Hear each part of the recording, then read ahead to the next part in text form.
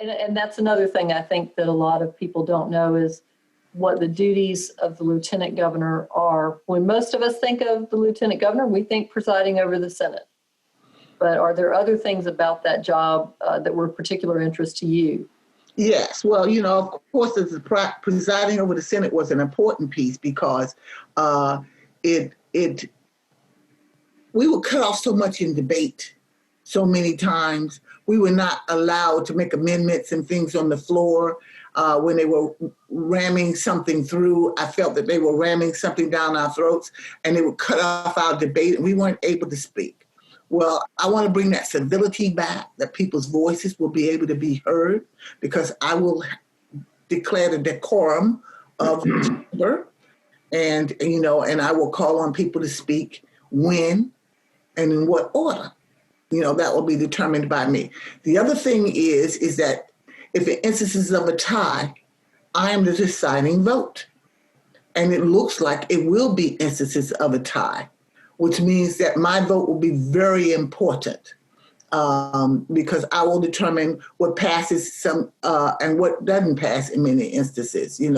I can block some really bad things and progress some really good things, or it depends on what side you're looking at or vice versa, So that was appealing. Okay, you also sit on the State Board of Education. Well, come on, y'all, K through 12. What better opportunity to work with the superintendent to help come out of this pandemic and help rebuild our school system so it is just wonderful for everybody. And I believe in public money goes to public schools. And I want to say a little bit about that right here. Everybody's wanting to know about charter schools and private schools and all this choice.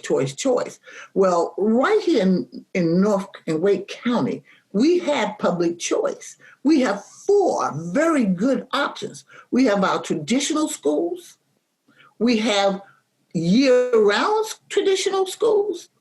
We have magnet schools, which are special programs within a school facility.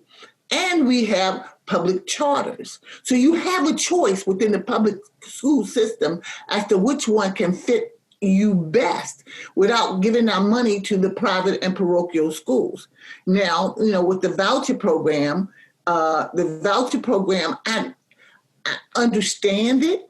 And you want to take the money and go with the child. But you're talking about going to some private and parochial schools that do not have to accept everyone. It may be a religious school that may object to someone of a different religion coming in. It may be based upon something else that they choose not to let a student in. So they're restrictive, and that's not how public money should be spent in a restrictive environment that is not accountable to the taxpayer. We're just giving them money and saying, do with it as you see fit. It was at one point the charter schools were supposed to be special programs. Now they are competing against our public schools in some areas and are really adding to a level of segregation, be it socioeconomic sometimes or racial segregation, and that's not necessarily a good thing.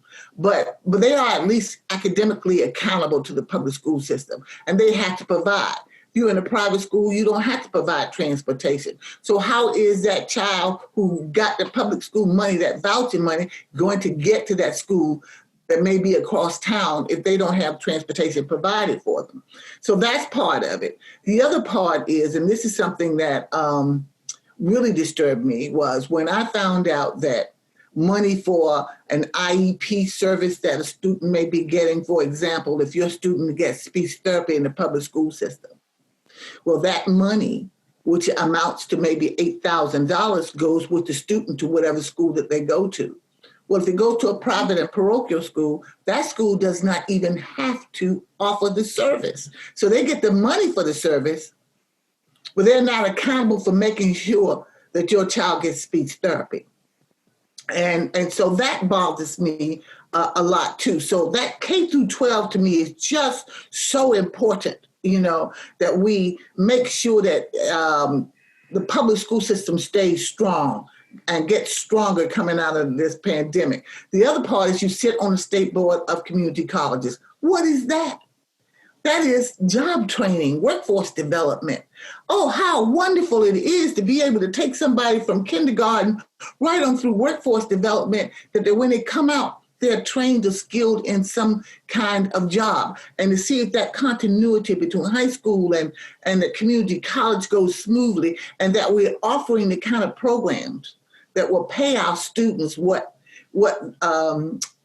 North Carolinians, what they're worth and their value with a real marketable skill, are just so important now, especially we're trying to retrain people from industries that are bygone and into new industries. You know, all of that is just so critically important. So those are the three major things that goes with this job. Now, currently, our current lieutenant governor, he has chosen to take the extra time where they had taken some of the other responsibilities away, and when the session's not in, to promote the voucher system that I was speaking about.